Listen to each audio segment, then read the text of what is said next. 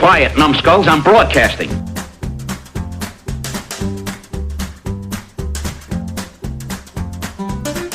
Hey kids, welcome to Grumpy Nostalgia, the Second Look Cinema podcast, the show where we go back to the blockbuster new release wall of our memories, grab a copy off the shelf, pop to the old VCR, and see what time has done to it. I'm Justin, that's Mike. Good day, guten Tag, and buongiorno. Okay, all of those. That's Molly. Hello there. And we're here to help you navigate all the landmines littered down memory lane. But Mike, this week we're also here to help explain to Molly what a VCR is, and a blockbuster for that matter. Blockbuster, okay. Yeah, you remember that? So we're excited. Yeah, as you guys have probably already heard, Molly's back to join us. So hooray! Really stoked about that. Hi, Molly. There we go. Yeah, I'm here, and we're gonna talk about some survival stuff, I guess. Yeah, this is right up your alley. Since we last left, Molly's kind of fascinating to me personally because I watch a lot of her reels on Instagram, and just since the last time we had our episode together, Molly's been jumping off roofs, snowbound roofs. We get to see that. She's been chopping wood, like swinging a heavy axe like it's Thor's hammer, and like making soap, a la Tyler Durden. That was cool. And my favorite thing I noticed is she's retrofitted her entire wardrobe to incorporate her many daggers and scimitars. Mike. Yes. Molly, what's up with all that? Well, I have a friend who asked me recently why I carry knives, and it's honestly from years of like either working in a barn or in the outside in some form or fashion, and oftentimes you're out there, you need to cut some baling twine or trim something up, and you got to have a knife. That's just like it's your tool. You got to have it on you at all times. Mike, when was the last time you felt to have a blade on you? Last time we went to New York. What was that? Yeah, with the Elmos, right? That's right. He'll cut an Elmo. It was New York. So. All right. So we were going to cover Mad Max: The Road Warrior here originally, and then Molly, in a surprise diva move, called an audible last minute and wanted to talk about The Edge from 1997. A movie about survival in the Alaskan wilderness, Mike. I don't see the connection there. Not at all. Do they make soap in this movie? No. So Molly brings a unique perspective to this movie, and that's why we kind of wanted to honor her request. So we're going to kind of talk about it.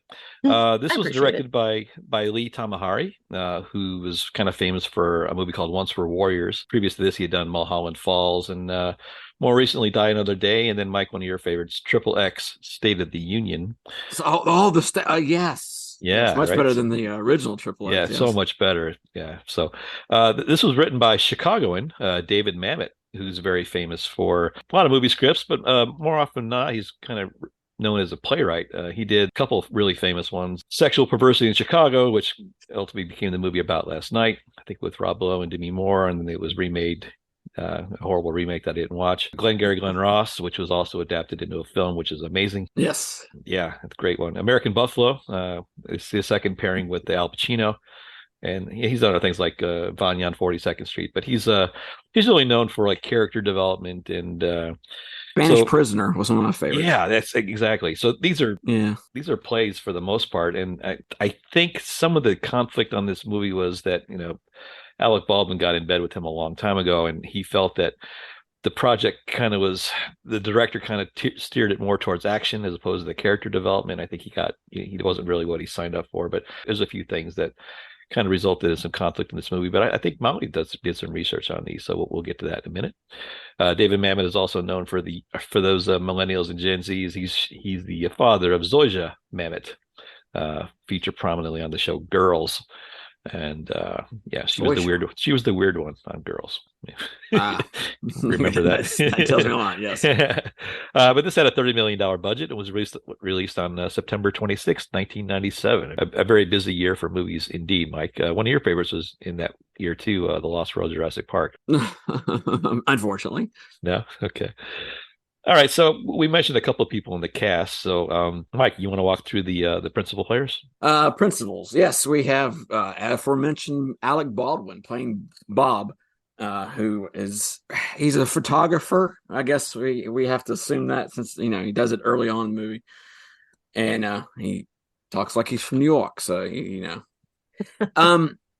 This is I think the director on this movie said, Alec, act like yourself, because Yeah. you watch this movie and pretty much it's Alec Baldwin just as probably as he is in real life, you know. Go with what you know. Yeah. That's right. I'm pretty sure he was glad that a rifle wasn't used and actually to be fired on this one. Too soon, I Mike. mean, he I does know. point a rifle at somebody at some Yes. point. Yeah. So Luckily there was foreshadowing. no. Yeah. Luckily nobody had to fire the rifle to actually Yeah, it's a use good a point. test. That's a good point, Molly. Did you get nervous when you saw him aiming that gun?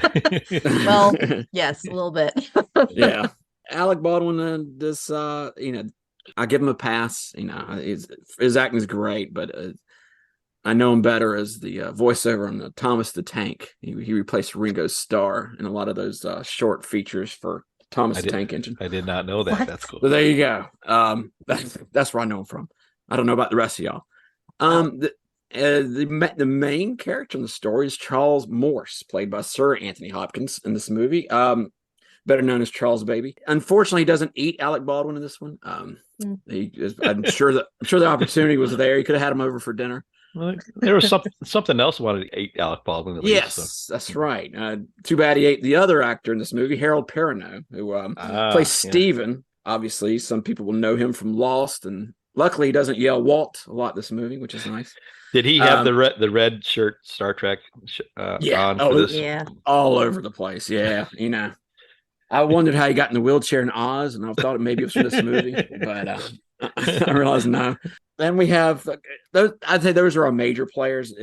We have some exposition with some other people, like Charles's wife, who's played by Elle McPherson, who, luckily for most people watching this movie, she doesn't have a large role. You know, once she's left at the lodge, you kind of, you know, give yourself a little sigh of relief. You're like, well, okay, good.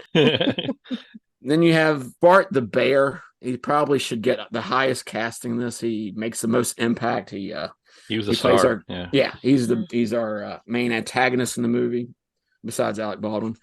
And very well trained bear. And the animatronics even later on really good for Bart. So I give him thumbs up. And this is one of those rare movies where the stunt doubles actually get a lot of credit in the at the end, and it's kind of rare to see that. But they actually had a pretty meaty looking roles for some of these guys, and I'm glad to see them actually in the main cast. You know, I give the stunt doubles did some great work on this, and I want to have member of our audience. This is just a question I want to throw out there. I don't, you know, somebody needs to do some research, because I think the stunt double who plays Anthony Hopkins in this one is the same stunt double for Sean Connery in The Rock. Really? That wig, wow. The wig was exactly the same. If you see the waterfall scene in this movie, you look at the back of the stunt double and you're like, wait a second, this is that guy. I don't know. There's no way I can look it up. Probably. I want somebody in our audience to effort that for me, because I'm sure it's pretty easy to look it up. And the movies were done within a year of each other. You know? And the titles are even the same. You know. Okay. Well, I think it's pretty good. That's called a call to action in the that's marketing call to arms. I want to find someone who can find that out for me. Thank you. Connect the dots, guys. Yeah. All right. Well, thank you, Mike. That's really nice there. Just a few notes on this movie. I think Molly had done some research on this. I'll start her off, but there's a couple things that I thought interesting about the movie. One was the casting. Anthony Hopkins' role was considered by a few other characters, Robert De Niro, which I thought might have been interesting here, Dustin Hoffman, and Michael Caine was actually offered the role and turned it down. And I think some other characters considered for Alec Baldwin's was Ray Liotta, which would have been fantastic. I'd watch that guy in any movie. And then John Travolta and Richard Gere were also considered for the parts. And Harrison Ford. Travolta's been perfect. Yeah. Oh, Harrison Ford as well. Really? Yeah. I think, was Harrison Ford offered every movie in the 80s? Yeah, this was like in that rash of movies where he was really popular for a while, and just everybody wanted him. So I don't think he ever even considered it, but I think it was offered. Yeah. All right, Molly, anything else cool about this movie that you want to bring to our attention? Well, I did a little extra reading into like the alternate titles. I guess this movie was kind of in, I don't know that you would really call it production hell, but close to it. There was some struggle getting it done and getting it written, but they had some alternate titles that I know would have perhaps made it less memorable, or people may not have considered it if they had gone with some of these titles. I have a few of them here if we want to hear them. Let's vote on them in hindsight, because me and Mike had this very conversation this morning. I said, why did they call it The Edge? The Edge. They call it The Edge because it was better than anything else they considered. Like what? One of them was Bookworm. What? Yeah, Bookworm. Because Charles read a lot of books, I guess. Yes. Wow. Bear Roared. Bloody Betrayal. Ooh, that's got a like direct to video impact. That's got a Steven Seagal flavor to it. Ooh, yeah. Like a Cinemax movie. Yeah. Yeah. Yes. Wilderness Now. Cry Wilderness. Into the Wild, which would not have been too bad. But the problem is there's another famous movie called Into the Wild that came later. A much very better movie. Probably a much no, I kid. More appropriate title. Behave, Mike. All right. I kid. Yeah. That's a good one. Yeah. Deadfall. That's a good one. Yeah, that's not bad. And then various varieties on the Wild. So they did Wild, Wilder, The Wild, Van Wilder, Into the Wild, like I said. So yeah. I don't know. They probably did better choosing The Edge as opposed to any of these other choices. Yeah, they all sound like Steven Seagal movies titles. Oh yeah, our movies had already been done, like Wild Thing or something like that. Yeah. Yeah. Wild Stallions, Mike. Wild Stallions Tour. Oh yeah. All right. One of the technical things that I noticed here was, they spent a lot of time out running a bear. And as the zoology major in the room, I can attest that I think it was a Kodiak bear. I mean, they can go up to 28 to 35 miles an hour. I'm pretty sure that Alec Baldwin can't meet those speeds, but hey, I get it. But these guys lasted a lot longer than they probably could against a real bear. Yeah. Maybe that was the stunt bear they were outrunning, Mike. The animatronic bear. Yes. Yeah.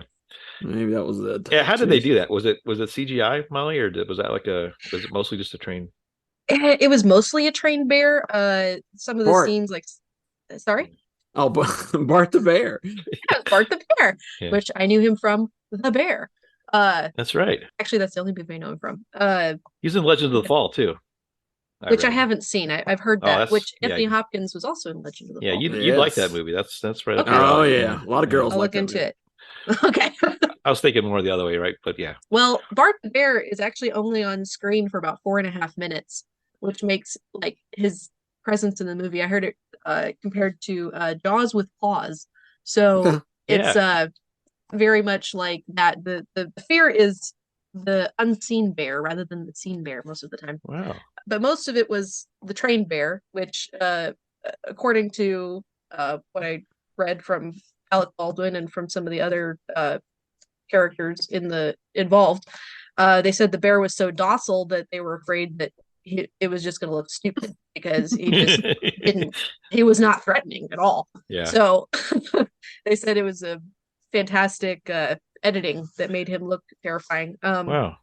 I think some of the scenes, like some of the bear attack scenes, were done with like a mannequin or with like and then there were a couple scenes that looked like they took the bear and then like CGI'd him. So there's one part where he like starts to like slide down a small like creek bed, sliding down the edge, and that looked a little iffy. But for 1996 CGI, it didn't look bad, and it's very quick. So you have to pay attention. Not bad. That's interesting pull about the Jaws analogy there, because we just talked about you see the shark for 4 minutes, but the threat of the shark is there the whole time, and they kind of parallel that. So it's interesting. Interesting pull. Thanks, Molly. Yeah. All right. So this is 1997, as Molly talked about, and this was in September, and September is usually not the month they break out all the big hits. But we had a loaded summer that year, and then the fall season was even bigger. But in this little interim here, we had it must have been the series of the movies. This movie came out, The Edge came out in the same weekend as The Peacemaker with George Clooney and Nicole Kidman. Also in the theaters at the same time with The Game, The Ice Storm, and The Assignment. So all you need to do is just start the movie with and you had about 8 weeks of the movies. Instant hit. Oh, Yeah. The Game. Yeah, we got to watch The Game. That's Game, yeah. Oh. Not one of my That made me that movie made me physically angry. Really? Yes. Oh yes. my. Okay, well, Sorry. we've already triggered Mike. We're off to a good start. That's okay. Excellent. Well, here's some things that might bring him out of his movie's very repressed- docile. Very docile. All right. Well, here's Yes. some things that might bring him out of it, Mike. So we love talking about top 40 stuff. So during the time this movie was released, here's what was on the old jukebox, Mike. You had Honey by Mariah Carey, which I couldn't tell you. I don't know what that is, but I know it's Mariah Carey. How Do I Live Without You by Leanne Rimes. Oh, Con Air. Yeah, that's a Con Air love song, right? Yeah. Mm-hmm. You had I'll Be Missing You, starring Puff Daddy, stealing Sting's riff again. Yep. Big hit there. The band Aqua with the song Barbie Girl. Oh. Molly, are you familiar with Barbie Girl? Unfortunately, yes. All right. Okay. We bridged the gap generation wise. Yeah, We're yeah. on our way. So yeah, that's what was on the old radio at the time. So yeah. Okay. Interesting story about Barbie Girl. Some other things that were going on in 1997. Mattel had released a Share a Smile Becky Barbie brand, and Becky was in a wheelchair, like the first disabled person doll. Representation. Exactly. Yeah. So 25 years ago or something, they were trying it. Unfortunately, Barbie's dream house was literally not handicap capable, so she was not accessible with any of the other Barbie stuff. So Wow. Staying on the Barbie theme, because we're grown men talking about dolls. Mattel sued RCA Records for that Barbie Girl song by Aqua, and the judge threw it out. And this is my favorite judge of all time. He said both parties need to, quote, chill. Trying to be cool. Some other things in pop culture that probably interested no one. During this year, we lost Notorious B.I.G., Mike, and John Denver. We lost both those guys. Rocky Mountain, no. I don't know which one I miss more. IBM Computer Big Blue beat Gary Kasparov. And anyway, knows anything about Gary Kasparov, he doesn't take defeat well, and I think he went into a 4-month-long tantrum and depression about that one. Did not handle it very well. On the Nickelodeon channel, there was an episode of Goosebumps called Click, where the main characters had a remote control that could stop and start time and rewind and all that. And oddly enough, and guess what? 9 years later, Adam Sandler stole the entire thing and made a movie out of it. Oof. So did John Ritter. Oh, that's right. Remember Remote Control? Remote Control. Yeah, I remember that one. Yeah. It's actually No, it wasn't. Okay, I was trying to think of the movie they were watching. Cape Fear. That was Problem Child, wasn't it? Yeah, they're watching Problem Child. Okay. Yeah. Okay. Got my John Ritter movies confused. I think there's an obligatory Problem Child mentioned in every one of our shows. Yep.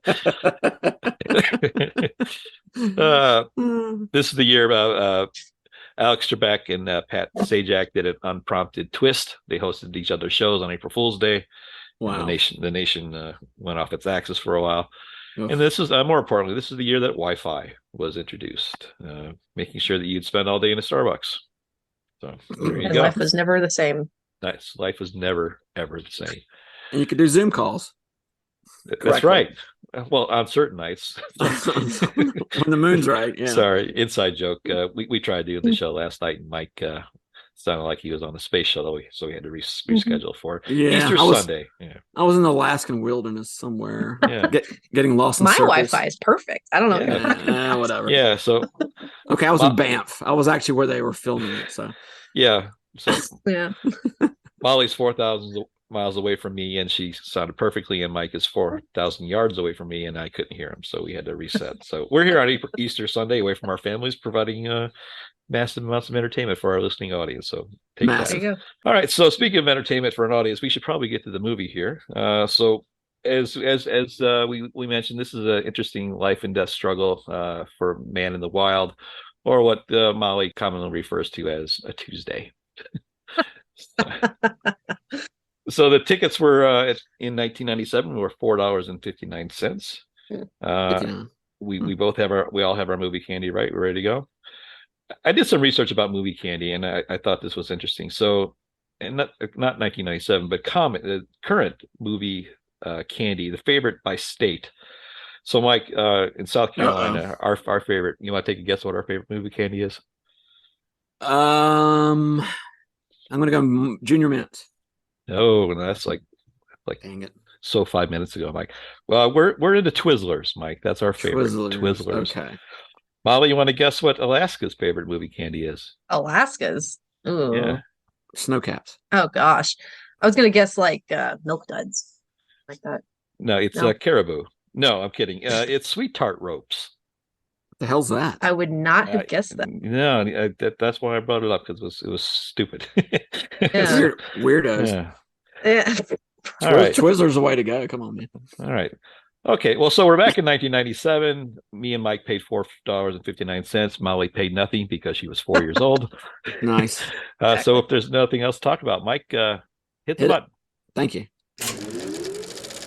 All right, so our movie kind of opens up with a really crappy plane to be carrying around a billionaire. But cue the grandiose music, and they're kind of flying through the Alaskan wilderness. We see Alec Baldwin playing a kind of a swarmy fashion photographer, and then he's accompanied by Charles, who's the billionaire, played by Anthony Hopkins, and their entourage, including Elle McPherson, who plays his trophy wife, so to speak.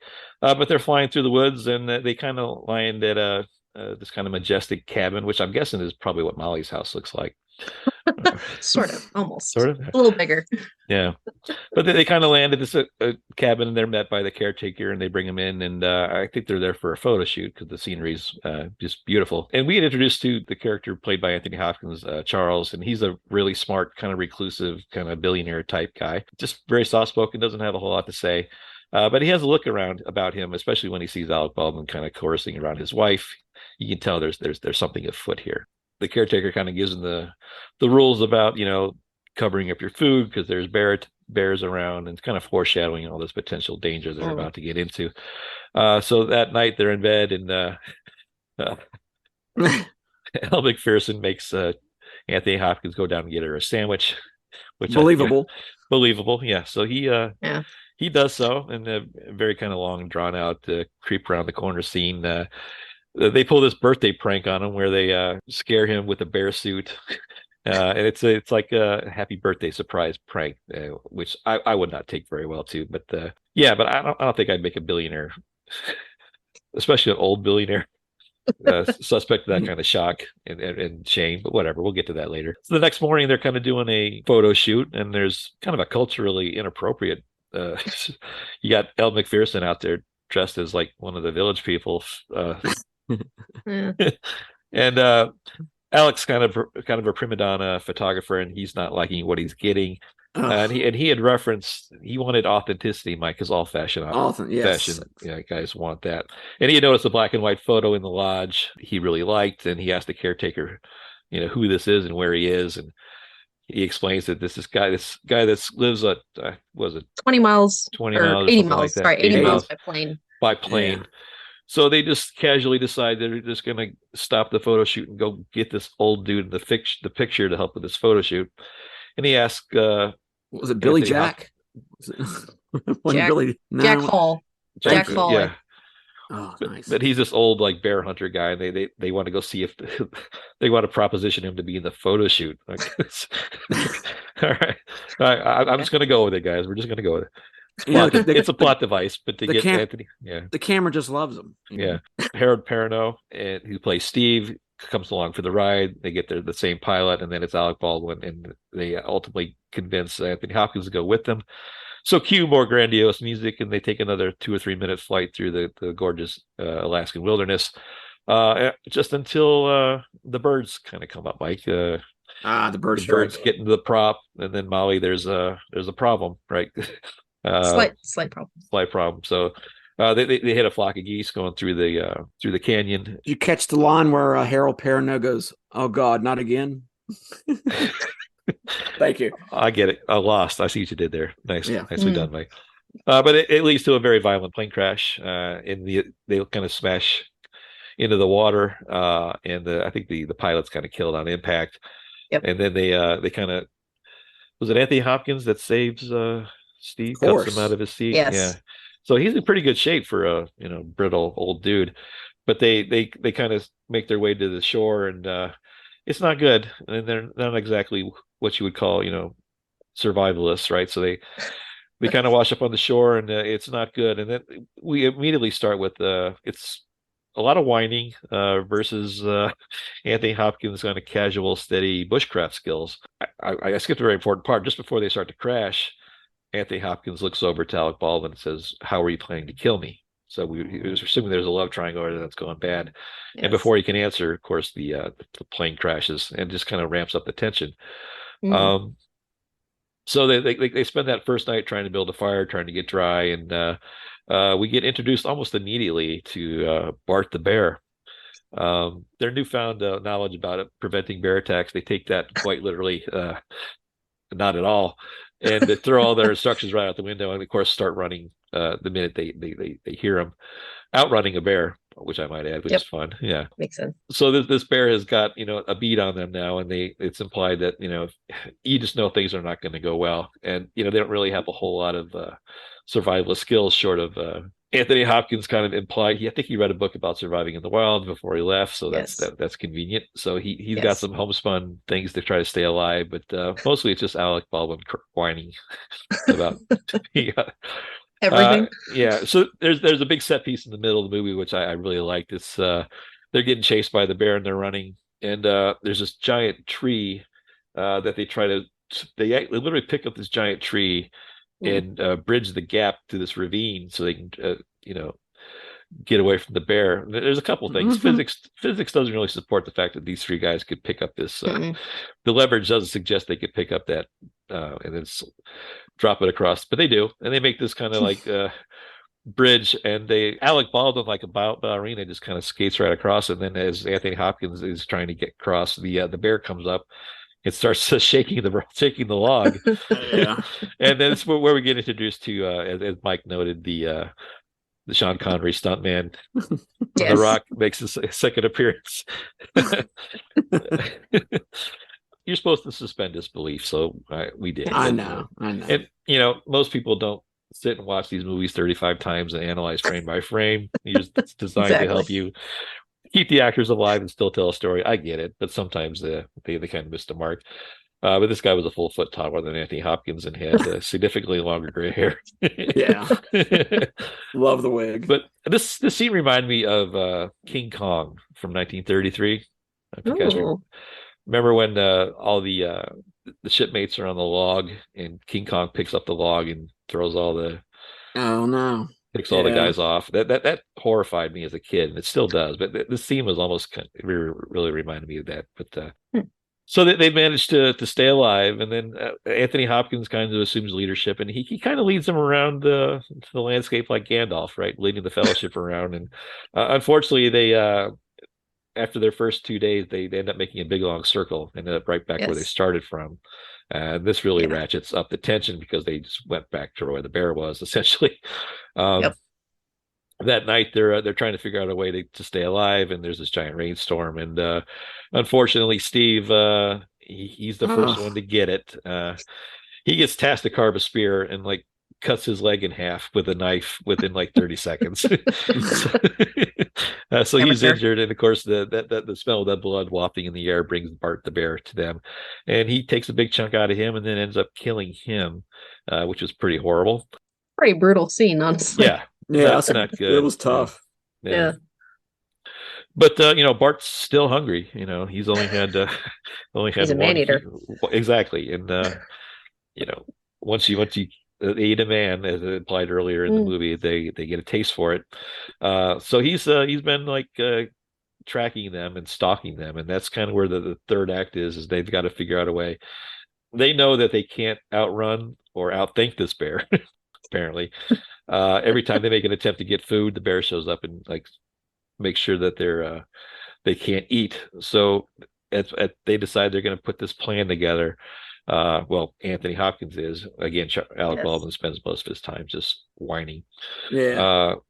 Then he says, "Well, they decide they're gonna kill the bear. That's Kill the the goal. bear. Kill the bear." There's that Uh, whole hype scene. We yeah, have to. right. It Yeah. should have been a montage scene, Molly. But I know, you're right? right. It was so great. But he's trying to make Alec Baldwin be a man for 30 seconds and get man up to kill this bear. So the plan is they're going to do what the indigenous people and the Indians did, and where they'll kind of bait the bear and they'll use its own weight against it, and they will impale the bear with these big long spears. Yes. So that's the plan. And it works for about 30 seconds. Bart shows up and springs a bunch of like Ewok traps they've set for him.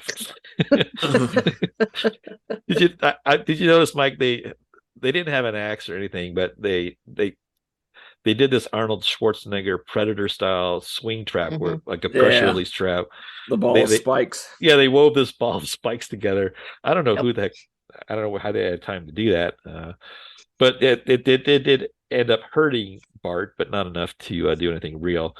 And then it kind of ends in this kind of this big epic conclusion where they're at the river, and big strong Alec Baldwin goes down in about 30 seconds with an injury, and then Anthony Hopkins steps in, score one for the middle 50 guys, Mike. Yay. He actually goes toe to toe throwing haymakers at this bear. Meanwhile, Alec Baldwin's just out in the background screaming, "Charles, Charles!" You notice he kept trying to get his attention like a kid at a swimming pool calling for his mom. It's like, hey, Alec, leave him alone. He's fighting a bear, right? A little busy. But at the end, he actually kind of wedges his big spear into a stone, and the bear charges and impales Bart and kills the bear. And I looked down at my watch, Molly, and I realized that I knew this movie was 2 hours long, and they had killed the bear in 1 hour and 20 minutes. And I'm thinking, wait a minute, there's still a half hour to go here. There's still 40 minutes left in the movie. It's like, what is there left to talk what about? Could possibly be left? There's so much more. So they kind of lick their wounds, and they're trying to make their way back. Did you know there was a big plot hole here, Molly? Did you catch it? Oh, which one? There's a couple. But all right. Well, let's see. I'm talking about their wardrobe. Yeah. So I will say it is possible to tan a hide in about 2 days. But as far as sewing it together, that's a whole other ball of wax. I was wondering how they got the actual like thread or string or something. I guess you'd use rawhide. The way that they put it together is like that's actually it was tailored. Don't be polite, yes. Molly. They were tailored. No, they were like tailored skins. Yeah. And I'm like, no. Yeah, I thought the minute I saw that. So yeah, I've worked with leather enough to know that there's a very large learning curve, and I could not tailor something like that, in 2 hours or whatever. Yeah. How about Alec Baldwin recovering from his gaping wound in his chest? Oh yeah, that's true. Yeah, that's a good one, sucking chest wound. So I'm going to make an inside joke that probably only Mike will get, but Mike, they should have just made a hang glider out of the hide. Fashion an aluminum frame. Yeah, just right away. Safety. Use the bones of the bear. There you go. See, Molly obviously. knows. There you go. All right. Okay, so let's get on, because we could be here for a while talking about Alec Baldwin's stupidity in this movie. So anyway, so they end up kind of licking their wounds and kind of gathering themselves, and like they've got a fancy new Bart the Bear coat, and they're walking, and necklaces. They find it matching necklaces. Isn't that awesome? They look good, and they they're styling, profiling, and they actually find like an abandoned cabin where they kind of take refuge for the night, and which is convenient. And as they're sitting there, drinking their whiskey and looking for matches and stuff, Anthony Hopkins goes through the case that his knife he brought. Not only did he bring his knife that he was getting for his birthday, he brought the case that it came in as well. And it kind of confirms there's a plot point here where it kind of confirms the suspicion about the affair that Alec's having with Elle McPherson, and Elle was kind enough to leave the receipt for the monogram. When she got the inscription put in the knife, she also put an inscription in her lover's watch, the lover being Alec Baldwin. And he puts two and two together. And then as he noticed that, he kind of looks over at Alec Baldwin, and Alec Baldwin is casually loading a gun, thing. So he's taking the opportunity to, even though Anthony Hopkins had just saved his life 20 minutes ago, it's just to take him out because he feels he has no choice. So he takes him outside, and there's this confrontation scene where at gunpoint, Anthony Hopkins tries to talk him out of it. And starts moving forward, and Alec keeps backing up, and unfortunately, Alec falls into a deadfall trap, which was set for the bear by the previous owners. Which is convenient. So he falls and impales his leg and breaks it. Anthony Hopkins has the opportunity to kill a second bear here, but he doesn't do it. If you ever seen Alec Baldwin with his shirt off, you know what I'm talking about. But he ends up taking Alec out and patching up his wounds and putting him on a canoe and coming into town. And they're having their little conversation at the end and trying to make amends. And as Alec Baldwin makes his confession, he promptly dies. Yeah, and right in time for the chopper to show up, Mike. Good timing. What? This is the first time I've seen this movie, but I thought for sure Anthony Hopkins would have had taken out his revenge and had amputated Alec Baldwin's legs, because they never showed it when he was in the canoe, and even when they were landing on that beach and he had the blanket over him. I was like, okay, this would be a good little plot twist, he nursed him back to health, but he took away his ability to walk. I thought that'd be kind of cool. Wow. But he died. Mike, you're going right to a dark place there. I like that. Well, yeah. You went up to the edge, but the edge. Get it? The edge of darkness. You went to the edge of that. that. That's what it is. Another movie. Sorry. So the movie kind of ends with Anthony Hopkins coming back to the cabin, and oddly enough, there's a press conference waiting for him. And he makes the confession after the reporters ask him, what happened to the other people, and he said they died saving my life. And the camera kind of goes black, and that's the end of the movie. So there you go. With the implication that there's a conversation earlier about changing his life, and he says, my life is going to change from here on out. And the implication is nothing is the same for him anymore, and he's going to move on and be a better person, I guess, or a different person. He wasn't that bad to start with, but yeah, I guess you're right. I see it now, of course, Molly, but I didn't see it the first time. I'll admit it. So that's the end, guys, and that's kind of where we left it. So we'll just kind of wrap up here quick. We'll talk about our impressions of the movie here in a second, but just some awards and accolades. So this had $8 million opening weekend, not huge on a $30 million budget. They'd like to see that higher. It only ended up kind of grossing $27 million, but did make $43 million more worldwide. So not a flop, but given the star power behind this movie and the cast, you would think it would do a little bit better. I think it just had a lot to do with the movie fatigue. 1997 was loaded with we talked about, Mike, even was it Face Off, which was a huge movie, was only 13th that year. Yeah, that's crazy. There was just thousands of high producing movies that year. So this probably it was the Face Off, right? Yes. Yes, the Face Off. But yeah, that's it was probably just a little fatigue from that. So it did not get any MTV awards, Mike. It did not get any Academy Award nominations, but there is something that I thought was interesting about this. It got 3 in 2018. It got 3 nominations for something called the 2020s. And I didn't know about this, but it's kind of aligned with our podcast. This is an organization that recalculates the Academy Awards from 20 years earlier and reallocates the awards in hindsight. So they take all the nominees from 20 years ago and they say, okay, this one really should have won, which I thought was kind of an interesting concept.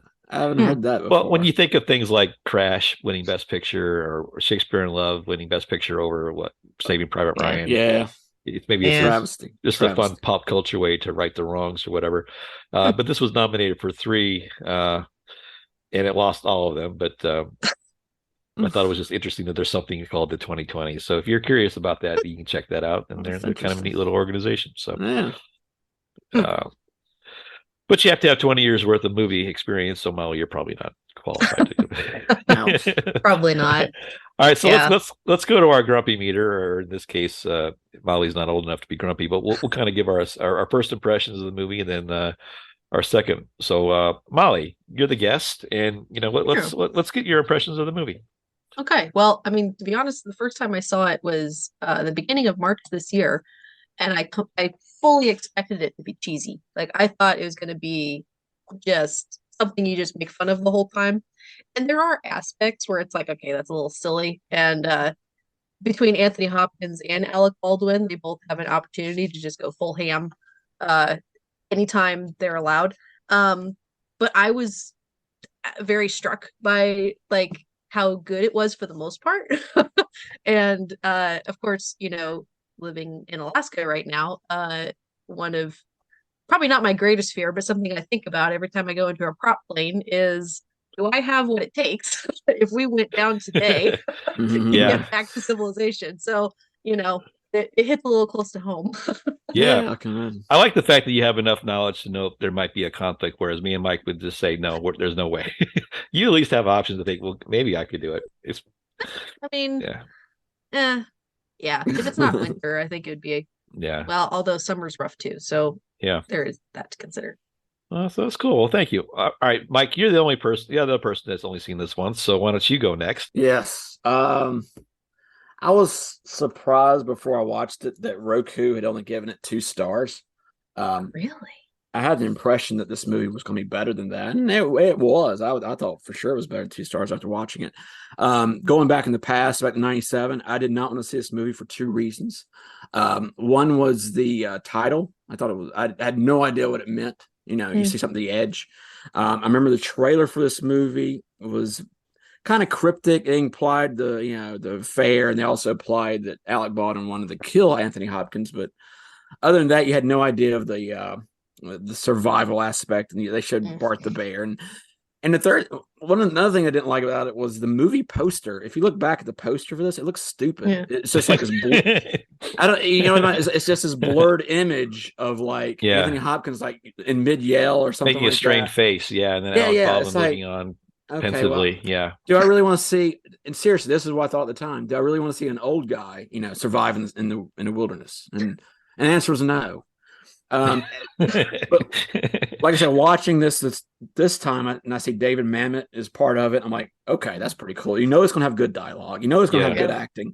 As much as I want to, dump on Alec Baldwin, even if he acts like himself, it's going to be a good movie. I mean, and it was. I love the theme of man versus man and man versus nature in the same movie. I think a movie like Cliffhanger didn't quite pull it off because they didn't really utilize the nature aspect. I know they're, climbing rocks and stuff, but this movie had more of the impact of what was around them, and I think Alberta fills in a lot better for Alaska than the Italian Alps fill in for the Rocky Mountains, but that's beside the point. But the dialogue was really good in the movie. Some of the, like the plot holes we mentioned, now you have to just kind of, let that go. But it was, like I say, it's an interaction between Baldwin and Hopkins that kind of made it. And let's give Banff National Park its own cast credit. It was beautiful. The scenery is absolutely phenomenal. Watching it, I reckon, I'd been to Banff before, and I recognized some of the mountains. I was like, wait, this isn't Alaska, but it's beautiful. And I loved it. I just love the scenery, and it worked for me. 3 stars, not 2. All right, that's pretty good. All right, so I had an interesting journey on this one. So I saw it as a DVD rental when I first came out. Me and my wife. My wife didn't care for it. I think she just kind of fell off asleep. But I liked it, and I what was interesting to me is this is before I knew the weight and impact of David Mamet. I didn't know really anything about him at the time. I just thought it was it's fun little action movie, and I'm a sucker for these type of movies anyway. And I realized the first time I watched this back in 1998 or so that I identified more with Alec Baldwin, and I thought that Anthony Hopkins as the older guy was kind of the clod and just kind of whatever. So when I watched this again yesterday, what I thought was really interesting is that I completely identified with Anthony Hopkins, and I thought the younger smug Alec Baldwin was, I wanted to smack him in the face, So, but like I said, I think the first time I watched this, I didn't know what I was missing in terms of what the David Mamet stuff is, because since then I've seen his plays, and I've seen the dialogue heavy, especially like Glengarry Glenn Ross. That movie is one of the most horrendous, heart-wrenching movies you'll ever see, and nothing really happens. It's just all dialogue driven, and it's just a breakdown of men.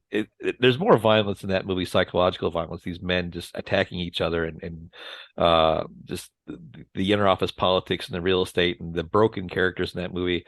David Mamet just plays that out very well, and I felt that there was probably an element of all that in this story on the page that was really never really fleshed out, because I could see why I could see scenes where Anthony Hopkins and Alec Baldwin could have potentially had these long dialogue driven scenes, but it just doesn't. Did the something that really bothered me, I'd probably bothered you too, was the Alec Baldwin hill turn after they killed the bear. You think, okay, well, they talked about changing themselves for the better, and then all of a sudden he drinks a little alcohol and he's like, he's right back where he started. He turns into the monster again. It's like that.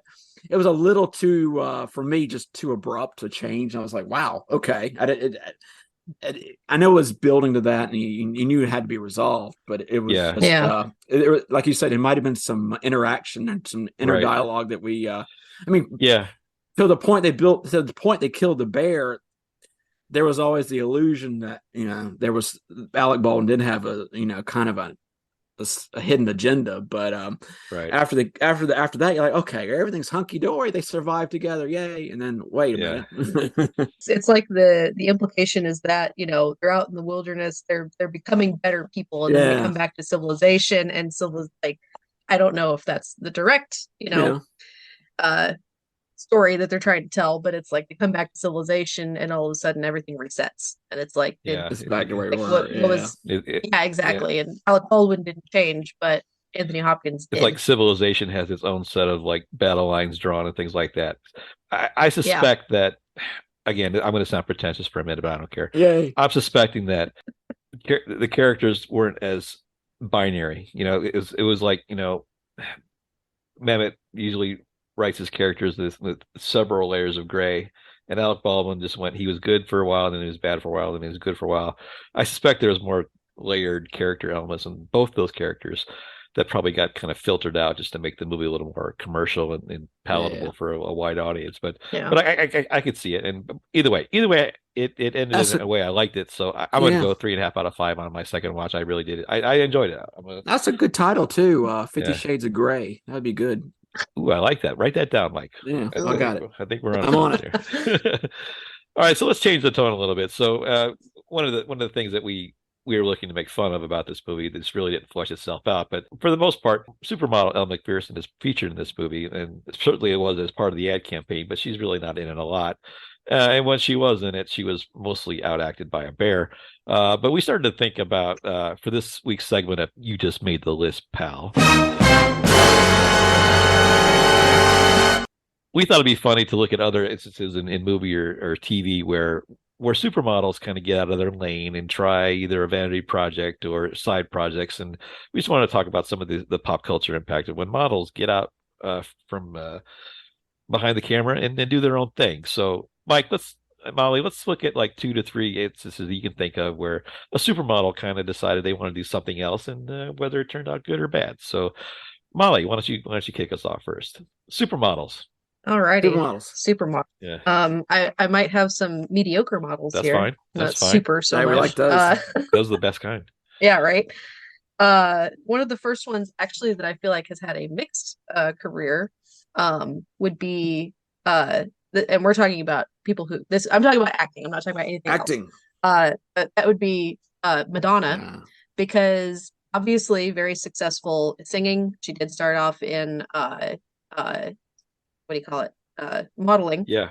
But she has a couple of terrible movies under her belt, such as Die Another Day in 4 Rooms. She didn't get, I think she got Best Supporting Actress for Evita, but that is kind of that was Golden Globes, the Golden Globes, excuse me. Bought and paid for. Yeah. Yeah, exactly. And I liked her in Evita, but I can't say I've ever seen another movie with her that was either memorable or enjoyable. What's the real bad one she did for her husband? What was it? It won like Razzies. They were like, she's stranded on a beach with some guy. Oh gosh, I'm I gonna don't have to. Audience, you need to email me that title of this movie. It's gonna bother me. But it was supposed to be like just it's rotten. But it was a Guy Ritchie Like movie. Swept Away, or Yes, thank you. was that? I don't know. Oh, there you I don't go. know if Stand that's down, right or audience. Stand down. Yeah, that's it. Yeah, it was Is terrible. it? Okay. It stinks. It stinks. But she was my favorite part There of you Dick go. Tracy. That Oh Oh, yeah. sorry. We're not going to talk about Madonna anymore. Okay, that's a really good one, Molly. Mike, it's your turn. How about you? She was in speaking of Wild, I think she was in Something Wild, right? No, No, that was Arquette, wasn't it? Desperately Darn it. Seeking Susan. You're thinking Desperately Seeking That's Susan. Seeking Susan. Yeah, yeah. Yeah. Wrong Arquette. Sorry about that. Which she was Um, actually not bad in, but we'll keep going. My first one is a shout out to Aaron from Illinois, if you're listening. I left this person out of a movie we did recently called Blues Brothers, and her name is Twiggy. Oh Um, yeah. There was no reason. I'm sorry I left her out of the cast earlier. If you heard that podcast, my apologies. But there's a reason I left her out because her appearance in the movie The Blues Brothers was totally inconsequential. She's a English model from, got really big in the 60s, was kind of the representation of mod, in the 70s even. But why she's hitting on Dan Aykroyd and then she runs out of gas. She has this brief moment in the movie. She has no relation to other cameos in this movie that are, straight out of the record shop. What's Twiggy done? But anyway, that bothered me. Maybe she was a fan of John Landis. I don't know. But anyway, that's neither here nor there. But that's my first that's a one. good. Twiggy. I think her presence was just to sell the joke of the sex appeal of with blues, maybe. And Maybe, yeah. Sex appeal. he propositions her to meet after hours, and she shows up and he goes her. So that was weird, but yeah, that was an interesting one there. All right, so my next one is, it's going to hurt a little bit to get this out, but I'm just going to do it anyway. Mark Wahlberg, my first example. Yeah. People forget now, but when he started, he was solely a male model. Underwear model for Calvin Klein, and then he kind of branched out to hip hop, rapping, and then acting. So he's had a mixed bag. He's a movie star now, but I challenge anybody to name some good movies he's done. Short of, I will give him a pass. And the only thing that I liked, I hated Boogie Nights. The only thing he was great in was the Departed. That character he plays, that bruiser that's from South End in Boston. He's basically I'm the man doing my job. What are you doing? Yeah, what are you doing? He was great in that role. But that's the only movie that he's ever been in where I really appreciated Mark Wahlberg, and I've seen a lot of his movies for some reason. We'll talk about Planet of the Apes later. If you haven't heard our Planet of the Apes episode, guys, I strongly encourage you to go back. That was a really good one. But Mark Wahlberg is my first example. So there you go. Wow. We're back around to you, Molly. Well, playing off of Planet of the Apes, there was Stella Warren in Planet of the Apes. There it is. Yes. Nice. And she was also in this unfortunate movie that I saw once as a child, that even back then I knew was stupid, called Kangaroo Jack. Yeah. And I probably haven't seen it since I was about 8 years old, and even back then, that's a Jerry O'Connell movie, right? Perhaps. Yeah, I was. Right. I've never gone back to revisit it for some reason. No kidding. I wonder why. Maybe because it's garbage.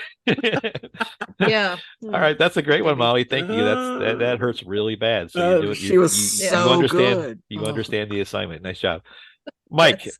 Indulge us with your number 2 pick. Oh, you're gonna love this one, Justin.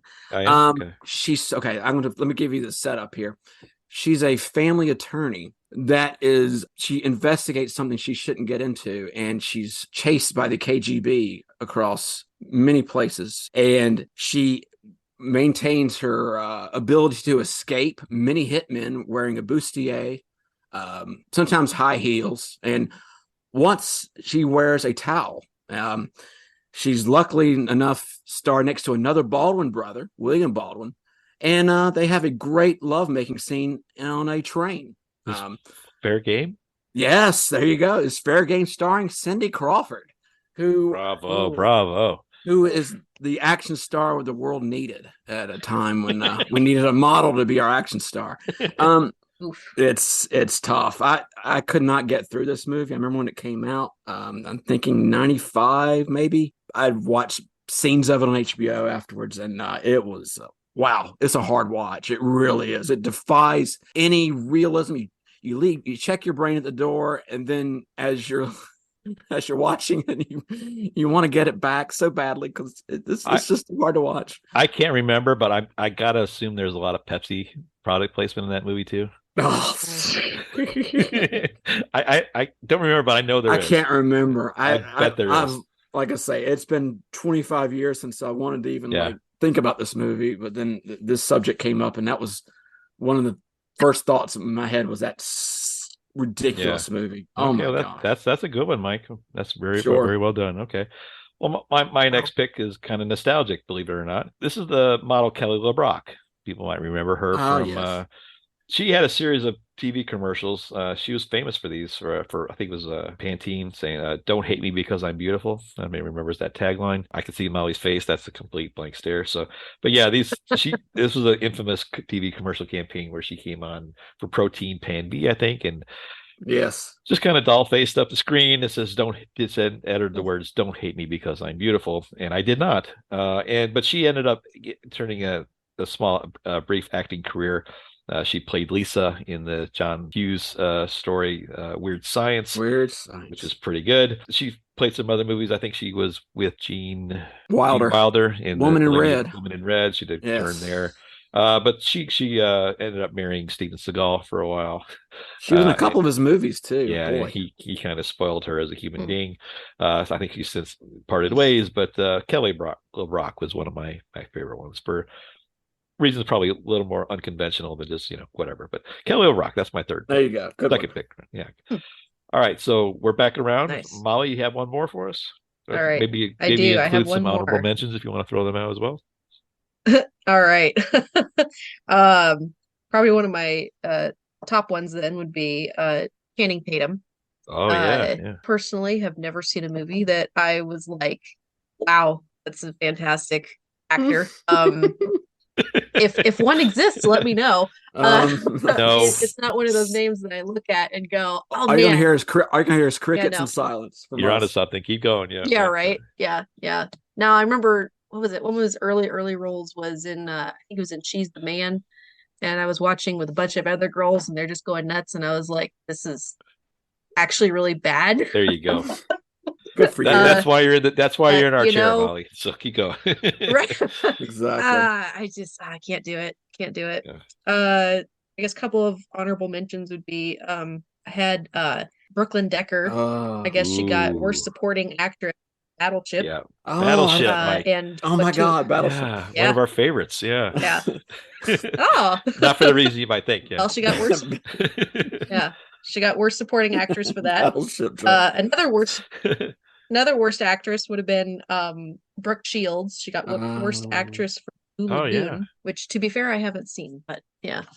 Looking back on it, it's so inappropriate, so creepy that there was an element of mild pedophilia in our country at that time where she was not old enough to be sexualized like that. And I think that documentary that's currently on Netflix kind of focused at her book that's coming out kind of focuses on that. But yeah, that's a good one. So thanks for shaming us on that one, Mike or Molly. We appreciate it. Well, and Christopher Atkins was a tall drink of water, wasn't he? That's something else I noticed. I'm looking up all of these, models. A lot of them were like 9, 10, 11, 12 years old. I was like, you're on the cover of Vogue and you're 12? That's a little creepy. How did that happen? Yeah.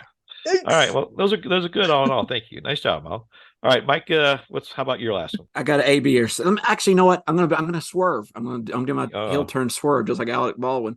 Okay. I'm gonna go the other way. I'm gonna go with someone who actually made an impact in a movie as an appearance as a model, and I think it's one of the best appearances as a model in a movie, and it's Vacation.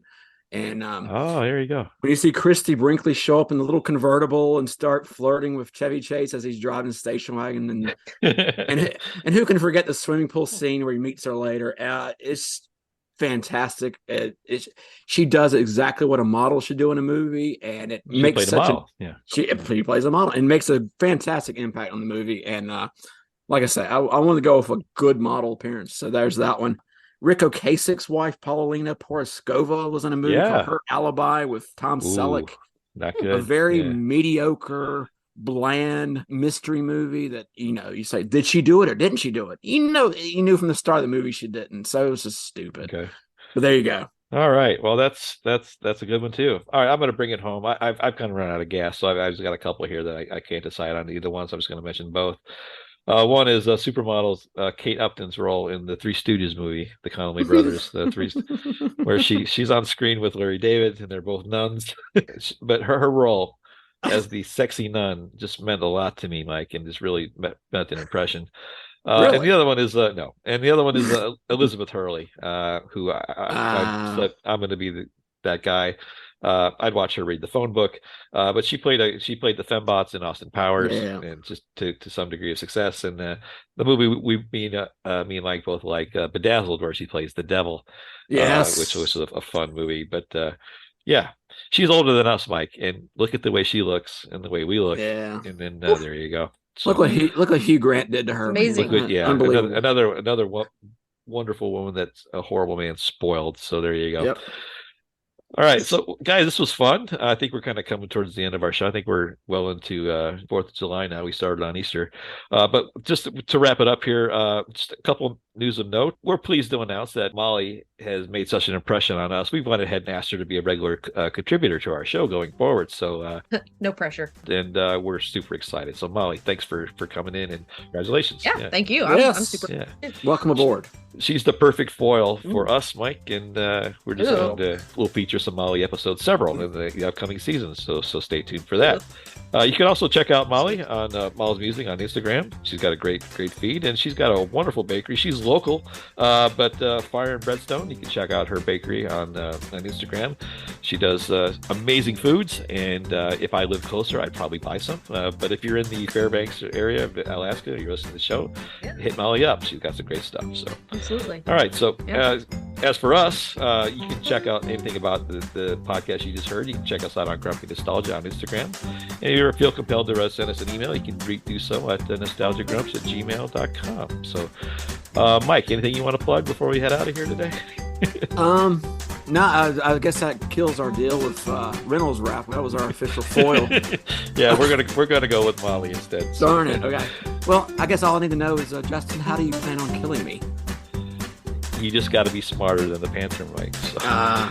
So for Mike and Molly, this is Justin, and we will see you again next time.